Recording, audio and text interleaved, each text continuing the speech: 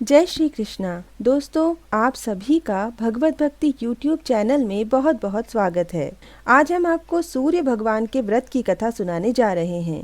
सूर्य भगवान का व्रत रविवार के दिन किया जाता है, लेकिन उससे पहले अगर आपने अभी तक हमारे चैनल को सब्सक्राइब नहीं किया है तो आप सभी हमारे चैनल को सब्सक्राइब ज़रूर करें और बेल आइकन को ज़रूर प्रेस करें ताकि आने वाली सभी वीडियोस आपके पास सबसे पहले पहुंच सके। तो दोस्तों, रविवार का व्रत करने से मनुष्य की सभी मनोकामनाएं पूरी होती हैं, मान सम्मान में वृद्धि होती है, समाज में यश फैलता है और नौकरी से संबंधित सभी समस्याओं का समाधान होता है। दोस्तों, सूर्य देव ग्रहों के मुखिया हैं और एकमात्र ऐसे देव हैं जिनका हम रोज साक्षात दर्शन कर पाते हैं। शास्त्रों में भी रोजाना सुबह सूर्य उपासना से ही दिन प्रारंभ करने का महत्व बताया गया है। सूर्य की उपासना से मान सम्मान प्राप्त होता है। रविवार को सूर्य देव का व्रत करने से व्यक्ति तेजस्वी बनता है, धन दौलत प्राप्त करता है।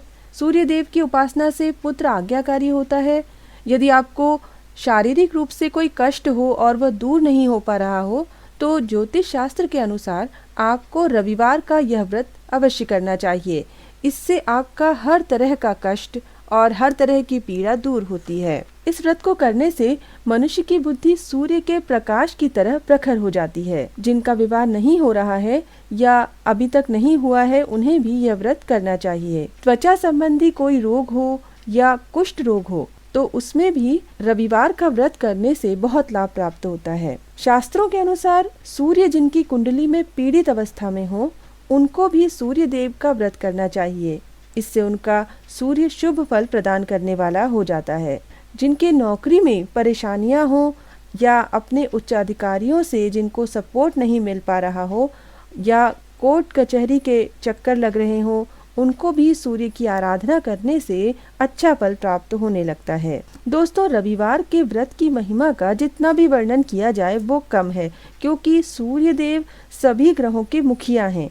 उनको प्रसन्न करने से सभी ग्रह शुभ फल देने वाले हो जाते हैं, सभी तरह की समस्याएं समाप्त हो जाती हैं। इसलिए इस दिन का व्रत अवश्य करना चाहिए और इस दिन का सबसे आवश्यक नियम यह है कि सूर्योदय से पूर्व ही उठना चाहिए। रविवार के दिन सूर्योदय से पूर्व उठकर स्नान आदि से निवृत्त होकर सफेद या लाल रंग के वस्त्र धारण करके सूर्योदय के समय भगवान सूर्य का दर्शन करने से जो भी मनोकामना हो वो अवश्य पूर्ण होती है। कथा भी सूर्य भगवान के सामने बैठकर ही सुने और सुनते समय पूर्व की ओर मुख करना चाहिए। इस व्रत को करने वाले व्यक्ति को सूर्योदय से पहले उठकर स्नान आदि से निवृत्त हो जाना चाहिए।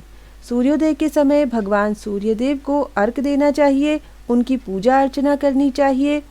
सूर्य भगवान का अर्घ देने के लिए तांबे के पात्र में रोली, पुष्प और गुड़ डालकर इस प्रकार से जल चढ़ाना चाहिए कि आप जल की धार से भगवान सूर्य के दर्शन कर सकें। साथ ही सूर्य देव का मंत्र ओम सूर्याय नमः या ओम भास्कराय नमः का जाप भी करते जाएं। दिन भर सिर्फ फलाहार करके सायंकाल सूर्यास्त से पहले सिर्फ एक समय भोजन करें। भोजन में नमक और तली हुई चीज़ें, तला हुआ भोजन वर्जित है। इस दिन सिर्फ मीठा भोजन खाने का ही विधान है। तो सूर्यास्त से पहले भोजन अवश्य करें। अगर सूर्यास्त से पहले भोजन नहीं कर पाए या किसी कारण सूर्यास्त हो जाए और भोजन नहीं कर पाए हैं तो दूसरे दिन सूर्योदय के पश्चात सूर्य भगवान को अर्घ चढ़ाने के बाद फिर भोजन करें। इस प्रकार इस महीने हर रविवार को सूर्योदय की उपासना करने से सभी इच्छाओं की पूर्ति होती है। तो आइए अब हम सूर्य देव के व्रत की कथा सुनते हैं। एक बुढ़िया का नियम था, प्रति रविवार को प्रातः स्नान कर घर को गोबर से लीपकर भोजन तैयार कर भगवान को भोग लगाकर स्वयं भोजन करती थी। ऐसा व्रत करने से उसका घर सभी धन धान्य से परिपूर्ण था। इस प्रकार कुछ दिन उपरांत उसकी एक पड़ोसन, जिसकी गाय का गोबर यह बुढ़िया लाया करती थी, विचार करने लगी कि यह वृद्धा सर्वदा मेरी गाय का ही गोबर ले जाती है, इसलिए वह अपनी गाय को घर के भीतर बांधने लगी। बुढ़िया गोबर न मिलने से रविवार के दिन अपने घर को गोबर से ना लीप सकी, इसलिए उसने ना तो भोजन बनाया, ना भोग लगाया और न भोजन ही किया। इस प्रकार निराहार व्रत किया। रात्रि होने पर वह भूखी ही सो गई। रात्रि में भगवान ने उसे स्वप्न में भोजन ना बनाने और भोग ना लगाने का कारण पूछा। वृद्धा ने गोबर ना मिलने का कारण बताया। तब भगवान ने कहा कि माता, हम तुम्हें सर्व कामना पूरक गाय देते हैं। भगवान ने उसे वरदान में गाय दी। साथ ही निर्धनों को धन और बांझ स्त्रियों को पुत्र देकर दुखों को दूर किया। साथ ही उसे अंत में मोक्ष दिया और अंतर्धान हो गए। आँख खुलने पर आंगन में अति सुंदर गाय और बछड़ा पाया। वृद्धा अति प्रसन्न हो गई। जब उसकी पड़ोसन ने घर के बाहर गाय बछड़े को बंधे देखा तो द्वेष से जल उठी।